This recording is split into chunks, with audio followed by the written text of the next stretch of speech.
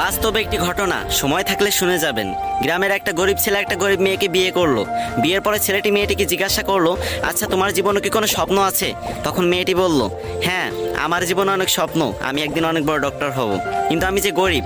তখন ছেলেটি হেসে বলল, আরে এই ব্যাপার, আমি আছি না। তারপর ছেলেটি মেয়েটিকে নিয়ে শহরে চলে গেল। সে প্রতিদিন রিক্সা চালাতো এবং বাসায় এসে নিজেই রান্না বান্না করতো। এদিকে মেয়েটি পড়াশোনা করতে লাগলো। এরকম করতে করতে মেয়েটি একসময় ডক্টর হয়ে গেল।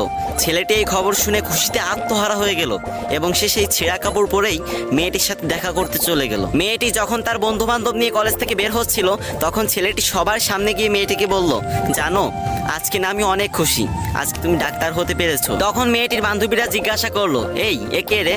তখন মেয়েটি বলল, আরে আমি চিনি না, হয়তো কোনো ভিক্ষুক টিক্ষুক হবে। তখন ছেলেটি মন থেকে অনেক কষ্ট পেল। ছেলেটির চোখে পানি চলে আসলো এবং সে বলল, তুমি ঠিকই বলেছো। তুমি জানো আমি তোমার পরীক্ষার টাকা জোগাড় করতে গিয়ে ভিক্ষা পর্যন্ত করেছি। আজ তুমি আমাকে চিনতে পারতেছো না? আমি তোমার স্বামী। এই কথা বলার সাথে সাথে মেয়েটি ছেলেটিকে একটা থাপ্পড় মেরে দিল এবং বলল, তোর সাহস তো কম না, তুই তখন থেকে যা ইচ্ছা তাই বলে যাচ্ছিস, আর আমি একটা ডাক্তার, তোর মতো ফকির আমার স্বামী হতে যাবে কেন? ছি। এরপর মেয়েটির একটি চাকরি হলো, আস্তে আস্তে টাকা পয়সা বাড়ি গাড়ি সবকিছুই হলো, কিন্তু ছেলেটা গরিবই রয়ে গেল। কি বুঝলেন? ওই যে গ্রাম বাংলা একটা কথা আছে,